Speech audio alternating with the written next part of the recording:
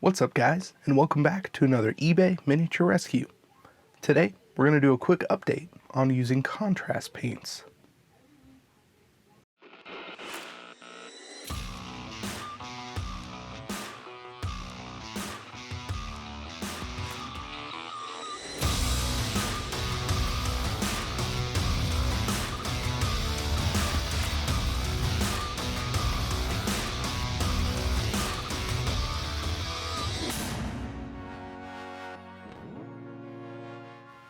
So, a few weeks ago, I put out a video along with a bunch of other YouTubers showing off a lot of our old models and armies.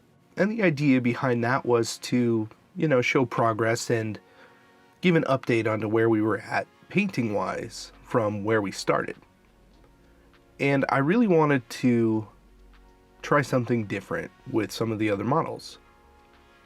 So I'm going to go for the yellow and blue of the Alden, Eldar. Now we're going to do this in a couple different ways. So the first way is I'm just going to use an airbrush and traditional paint methods and see how long it takes me. So I'm doing an undercoat of Screamer Pink and then a filter using Gold Yellow. And what this does, it's a pretty neat trick. It turns that pink into a nice orangey brown, so it gives it all those nice shadows.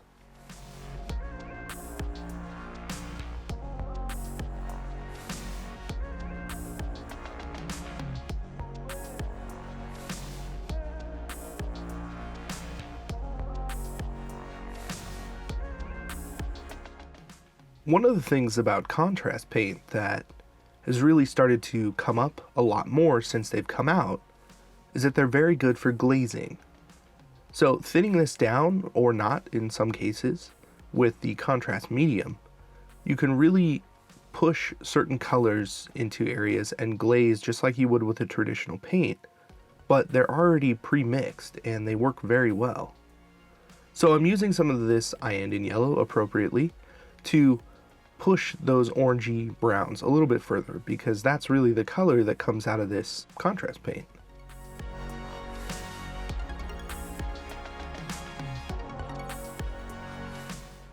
Using some Flash Kits yellow through the airbrush, I'm going to spray this from a top-down position. And that's just going to cover up all of that original darker yellow and get some nice highlights running down the legs and on the armor panels.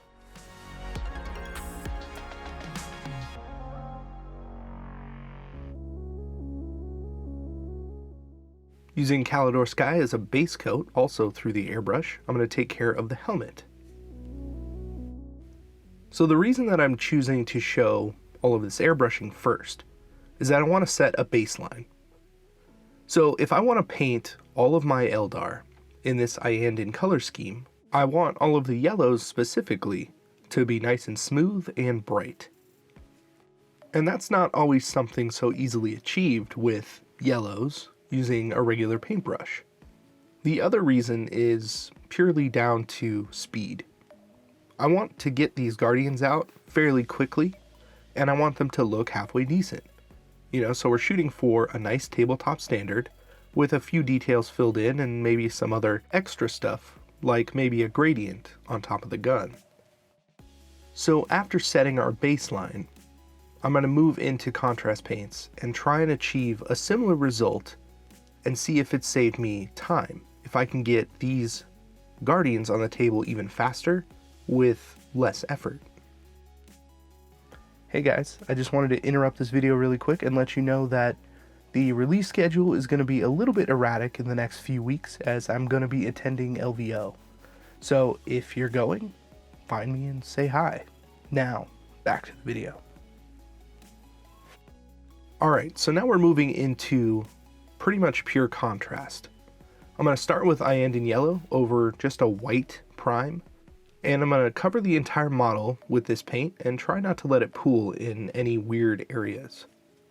The first major thing that I'm noticing about using contrast now as compared to when they came out is that by using a little bit more control, because they do take a minute to dry, a little longer than normal acrylic paints, you can really push the colors around as if you were glazing, but you're also base coating at the same time. So because that sub color in this Ainden yellow is that shadowy orange color, you can really make sure it deposits in the areas that it would if you were to paint in a shadow like I did with that Screamer Pink. So already, just out of the bottle, we are saving a little bit of time. Once I'm finished painting both models and put them right next to each other, I'm going to tell you how long it took me to paint each one. And I think it might be a little surprising, and maybe not, but you'll have to let me know. Moving on to Ushabti Bone, because you can't edge highlight with contrast paints, I'm going to go around all of the armor panels and just give a quick edge highlight.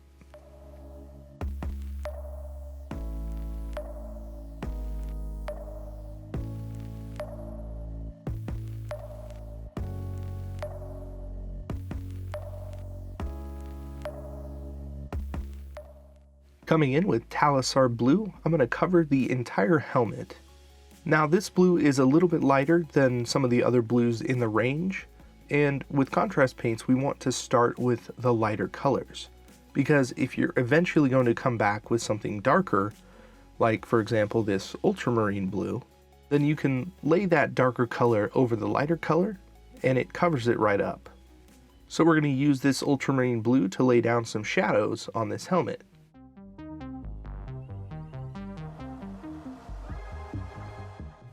Coming in with Uriel Yellow, which matches pretty closely to the yellow that the contrast paint actually gives off, I'm going to take care of some of the larger flat paneled areas that may have gotten some staining.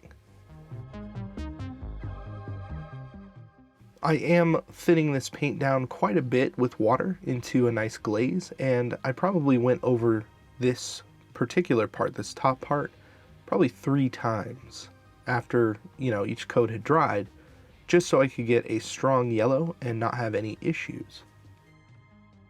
One of the kind of major things about contrast paints is that it was being sold as, kind of an easy mode for painting. And after working with it quite a bit since they've come out, I really can say that they're not for beginners in almost any way. I mean, generally, glazing is something that takes time to learn, and I feel like these are more about that than almost anything else. You can achieve nice base coats and get that nice contrast effect, but you're probably gonna go overboard most of the time, and they all have this kind of specific contrast look, air quotes, that kind of ruins the whole effect. At least personally it does for me.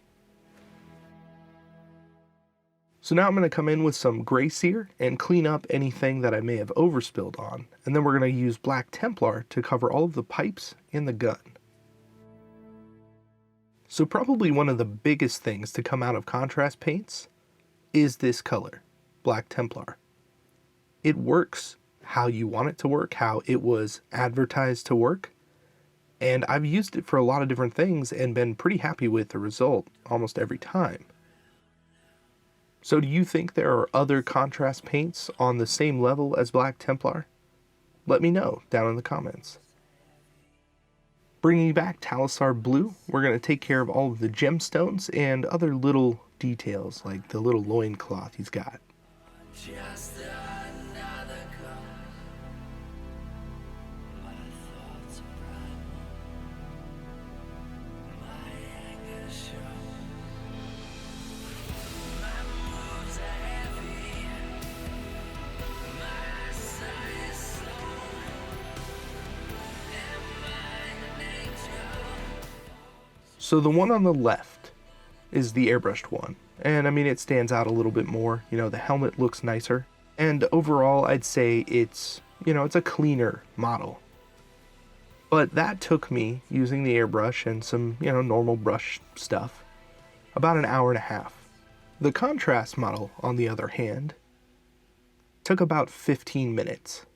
And honestly, in some respects, I actually like the contrast model more. Now the helmet, if we're being honest here, I'm probably just going to leave those off and do them with an airbrush because it's quick and easy. Painting that in with contrast was a little bit of a pain. What it all really comes down to, though, is that contrast paints do work. And while you have to learn them just like any other product or paint, you can get them to work for you. Just be aware that you'll always get a better result just doing more and spending more time on a model. So whether you're using an airbrush or you're coming back in with regular acrylic paints, you're probably going to just get a better looking model by spending more time. Now, I do plan on continuing to use contrast paints to try and improve with them and find out the best ways to use them. And I'll probably make another update video like this in, say, 6 months to a year and really see, what we can do with them given more time. Thank you once again for joining me on another eBay miniature rescue. If you enjoyed something about this video, please consider liking, sharing, and subscribing, as it really helps out the channel. If you'd like to see still photos of all the work that I do on this channel, please head over to Instagram at eBay Miniature Rescues. Once again, I'm Casey, and I will see you in the next video.